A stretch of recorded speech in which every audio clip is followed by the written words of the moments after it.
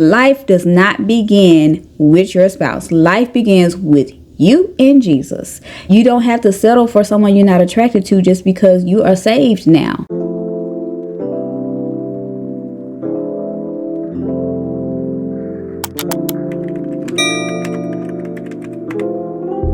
Hey YouTube, welcome back to the Godsmylove channel. My name is Shannon. If you are new here, I do videos on Christian faith, lifestyle, self-care, and nursing. And if you like any of those kind of videos, go ahead and click that subscription button and the notification bell so that you will be notified when I post new videos. As you can tell by this title, today I am talking about the 12 things I have learned in my 12 years of singleness. Yes, I have been single for 12 years.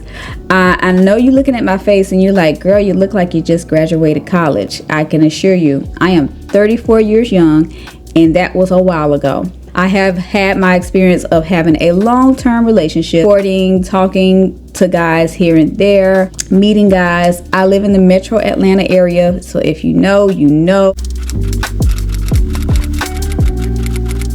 The enemy had me believing that for a while, that, oh, maybe you haven't met the right man because you too picky, or you need to date somebody that you're not attracted to, which makes no sense. You do not have to settle on the desires of your heart. If they are God-given desires, meaning they are not carnal, they are not worldly, they are not based on superficial, like selfish things. Like, for example, you want a man that has $1 billion, he drives a Bentley, and he's 6'8". You want those things for the kingdom of God? You want those things because they are godly giving desires?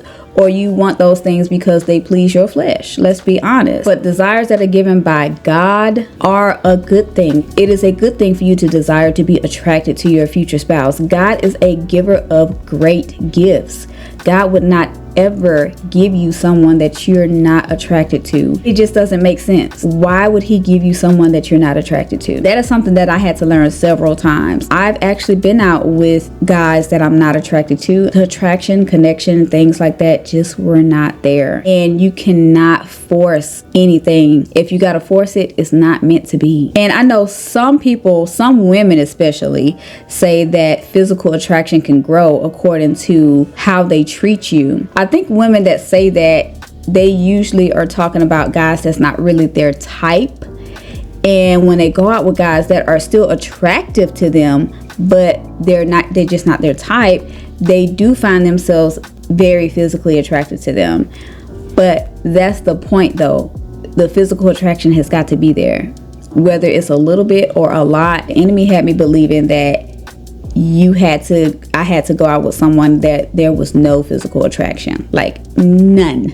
Okay, but I liked how they treated me.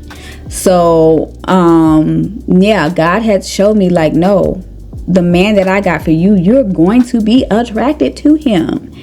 You don't have to settle for someone you're not attracted to just because you are saved now. Like, that is a stigma that we have got to get rid of, especially for women going out with men. Like, for some reason society wants us to believe that for women have to be with men that they are not attracted to. Like, no way, no how. Like, how else you gonna have kids? I'm just being for real. Like, if you don't want them to touch you, how else you gonna have kids? How you gonna give them those marital duties? And not only that, but that's not fair to them. That is not fair to them, knowing that you don't want them to touch you like that. You don't want them to be around you like that, when there is someone out there that will adore them. There is someone out there that will love them, that will be fully physically attracted to them. Don't believe that you have to settle in the physical attraction department just because you are saved now. That is a lie from the enemy, and I'm here to tell you, God has showed me twice that that is a lie. That is not from God. God would not ever give you someone that you're not attracted to. Also, you're not going to have to settle on the things that you desire in your future spouse. Those desires are given to you by God. If you desire your future spouse to really live the word, if you desire your spouse to be a real praying spouse that really does seek God, don't settle on that. A few people have told me, well, what if you inspire a guy to get close to God? And I'm gonna tell you why that's a no for me. Because if he only wants to get close to God because he wants to be with me, that would be him making me an idol. And I ain't God don't play. Look, I ain't trying to be nobody's God. I ain't trying to be nobody's idol.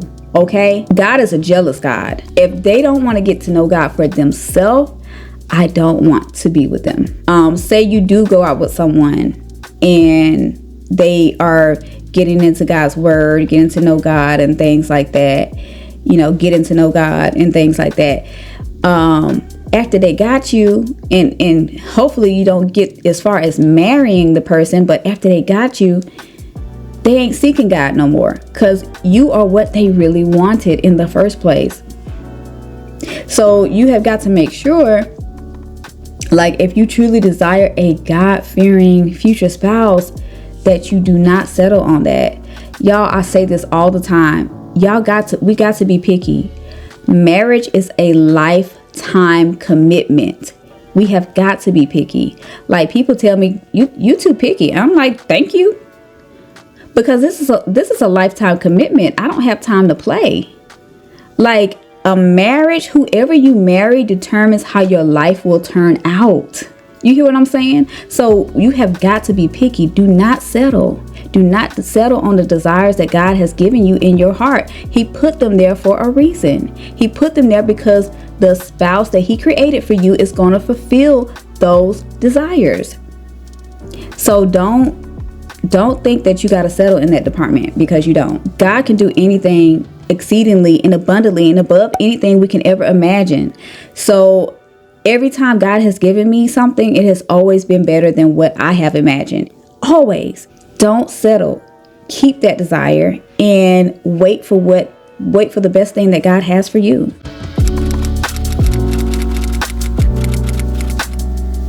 You can know that God is enough and has done enough and still desire marriage. The only time that desiring marriage and singleness becomes a problem is when you idolize it. It's when you put your love for wanting to get married more than your obedience to God.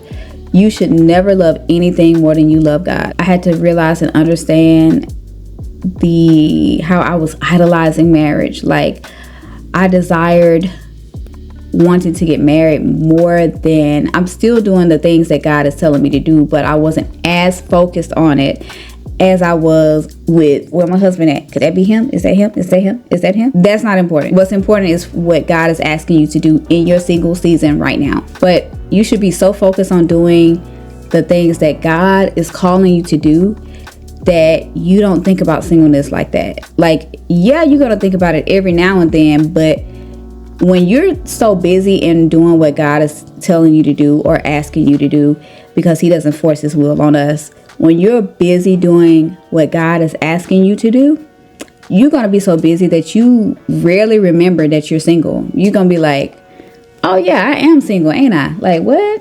I'm single? Oh yeah. Forgot I ain't got my spouse yet. God is our first spouse in the first place. So focus on what God is asking you to do, because he has a purpose for us all. It's just up to us if we want to answer that call.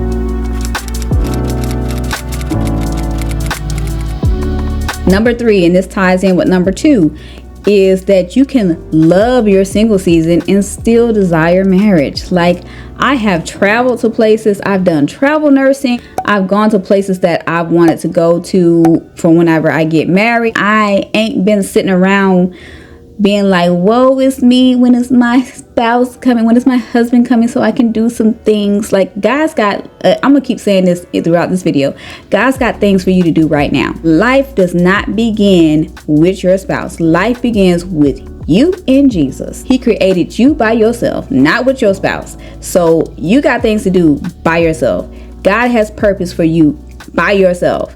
And when it's time for you to be married, he will have purpose for you when you're married. So don't be selfish. Give it to God. Give him what he's asking you to do while you're single.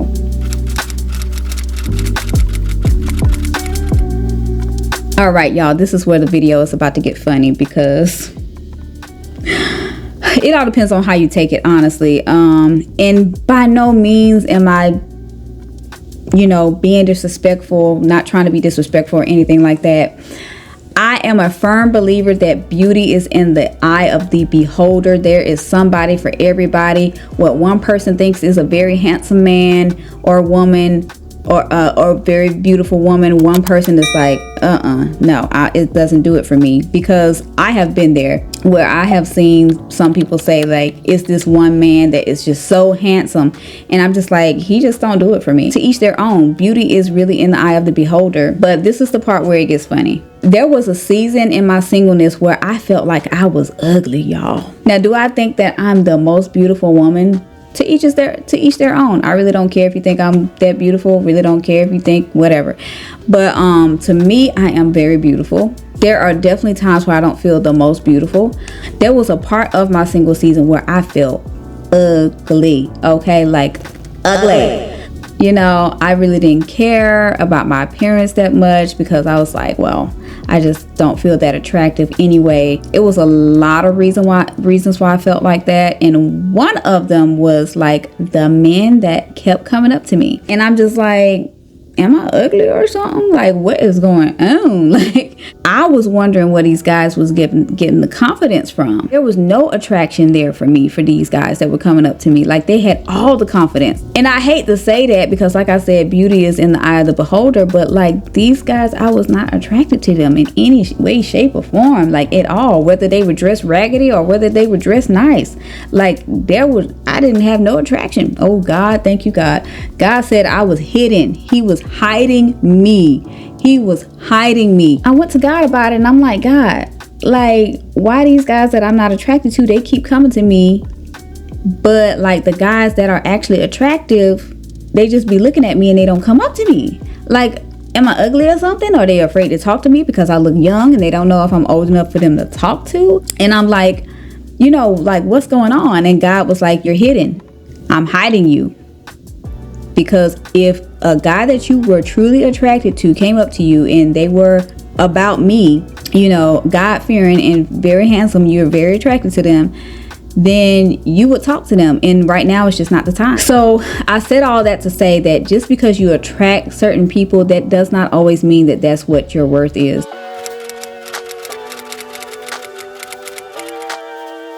Us as women are nervous to approach men, but men are nervous too. Like, I have had a guy has actually told me this. Like, I met him at Walmart one time. I met this guy at Walmart earlier this year, and when I was talking to him on the phone, we're no longer talking, by the way. I don't play no games. Once I see what I need to see, I move on. I just keep it moving. Like, I don't waste time. But anyway, so he told me that he was afraid to come up to me because I look like someone you can't just go up to. And I'm just like, my little self, you know, why? And he's not the only guy that has told me that. I'm like, I don't be mean mugging people when I'm in the store. So I'm just like, I don't know.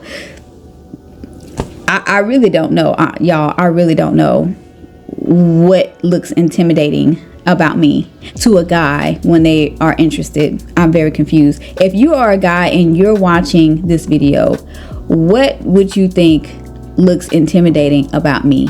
Because I don't get it. I'm asking a serious question because I really don't get it. So yeah, ladies, men are nervous too. Like, if you're close by a man that you see as attractive, give him a compliment. You like his shirt, tell him that you like his shirt. That's why it's so important to focus on being friends, because when you're not focused on being romantic, you don't get all nervous and stuff. You're just getting to know them as a friend. Like, hey, I like your shirt, your shoes are nice. Just making conversation, y'all. Just make conversation like you talk to anybody else. We make this way too hard. I promise you, we make this way too hard. Just making conversation like you talk to anybody else.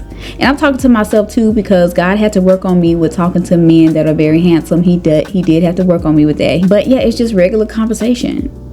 Just talk. So yeah, and if he's interested, he'll let you know, because you know, a man knows what he wants. And if he's not, I mean, he could be a friend. He could just be a stranger you said hey to. It is what it is.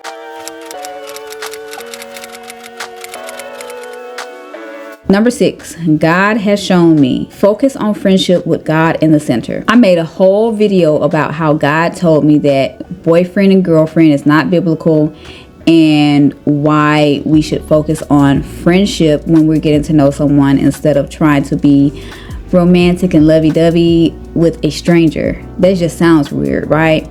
So If you want to go ahead and watch that video, make sure you click it.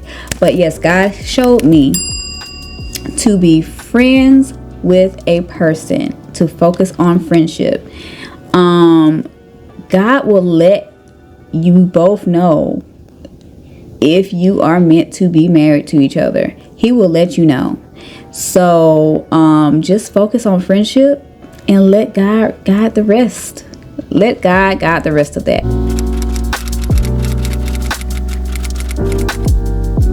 The spouse that God has for you will know you by your spirit, and they will speak to your spirit. God showed me this because I was concerned because I look young, and I'm like, God, how am I gonna find my husband that's my age and I look like I'm straight out of college? Like, how swag? And he told me, your husband is going to know you by your spirit. Your husband will know you by your spirit. He will see you, how you carry yourself. He will know you by your spirit, and he will speak to your spirit, and you will do the same for him. You will know him by his spirit, and you will speak to his spirit. So your spouse will know you by your spirit.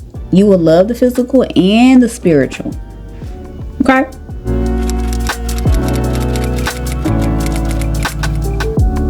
There were things that needed to be worked on in me. Selfishness, pride, fear of people, like all different kind of things that needed to be worked on in me and that are still being worked on in order to have this relationship that I want to have with my future spouse. And there were a lot of generational curses that needed to be broken off. There were things that I needed to have worked on. I needed to learn how to be more selfless. I needed to learn how to be a better friend. You know, those are things that are a firm foundation for a lasting any relationship, whether it's friendship, familyship, romantic relationship, anything. You need to know how to be selfless. You need to know how to be a better friend. You need to know how to have healthy communication, like all those different things. There were several things that God had to work on in me, in my singleness.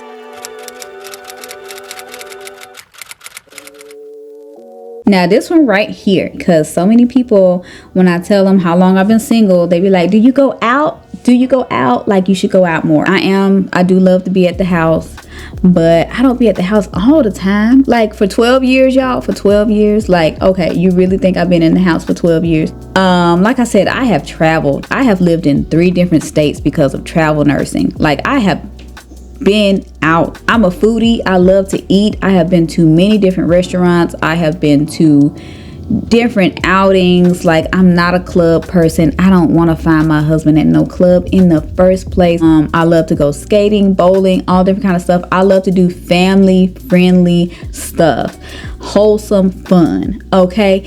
And if he ain't into wholesome fun, I don't want him no way, because I don't want no man that's up in no strip club, no man that's in a club, no man that's doing like worldly things. That's not what I want anyway. So why would I go to a place to find a guy like that? Make it make sense, you know? So yes, you do have to go out to be found by your spouse, but going out every day and every night does not guarantee that you will meet your spouse sooner. It does not speed up the process. If you can go out day and night, you can go out 24/7, but if it's not time for you to meet your spouse, you are still not going to meet your spouse. Going out more does not speed up the process. Going out more will help you to meet the wrong people, yeah, but going out more does not speed up the process of you meeting your spouse. It does not. So yes, go out and enjoy life, but don't go out just because you're trying to meet a spouse. Go out to enjoy life. Go out to do the things that God is calling you to do for his kingdom. Go out to enjoy the things that God has already given you. Like, don't go out just to find a spouse. Like, no, I used to do that. I'd be like, oh, I'm going to this church event. Oh, I'm going skating. Oh, I'm going over here. I might meet my husband today. Girl, please. You just burning your own self out, exhausting your own self. Just enjoy the process and trust God with your love life.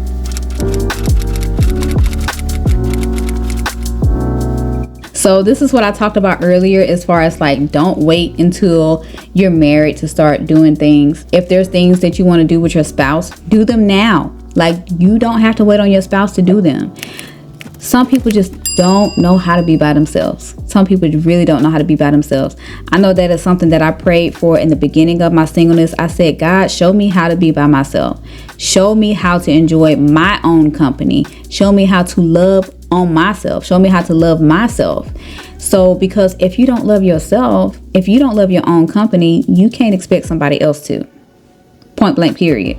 You have got to know how to love who you are, who God created you to be, not a carbon copy, not somebody trying to be like everybody else on social media, but who God uniquely created you to be. You need to know to love and appreciate that. And the sooner you do that, the happier you will be. I promise you. God has things for you to do right now in your singleness. If you are not doing the things that God is calling you to do in your singleness right now, how are you going to do it when you have a spouse in which you have divided attention between God and your spouse? Singleness is the perfect time to give God your all, because you have undivided attention. All of your time goes to God. That's why Paul said it is better to be single, because all of your time will go to God. But when you're married, you got to please God and you got to please your spouse. Do the things that God is calling you to do now, so that it won't be so hard for you to do that when you are married, because marriage takes work. Work takes time. So enjoy the extra time you got now while you're single.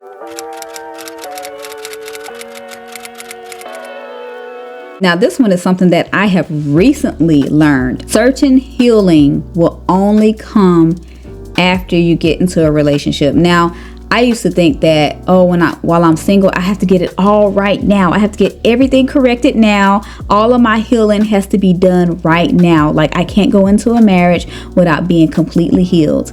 First of all, we are human. We are always being worked on. No matter how young or how old we get, we will always need repair somewhere. Oh, that rhymes. We will always need repair somewhere. So God had to debunk that out of my mind. He had to get that out of my mind. And I've seen like a lot of Christian couples talk about this, that some of their healing didn't come until after they got married. Some of their healing didn't come until after they got into a relationship, because you don't ever really know if you are healed from something until you have something to test it. Amen. You don't know if you really healed from something until something is there testing it. So that is something that I did not understand. That is something that I had to get out of, that God had to get out of my mind, that I had to be this perfect person. Nobody's perfect. Let's clear this up right now, because I can already see it. If you have lust issues, marriage is not a band-aid. If you have lust issues, marriage is not for you. If you cannot control your hormones, if you are not trying to save yourself for marriage, if you're not even trying, because we all make mistakes, right? But if you are not even trying and you are open to lust, you want to sleep around before marriage, then marriage is not for you. Not a godly marriage anyway, because marriage does not fix lust. If lust is not taken care of before you get married, that's where adultery comes in, and you need to have that taken care of before you get married. Marriage is not a band-aid for lust. You have to have self-control. Self-control is the cure for lust.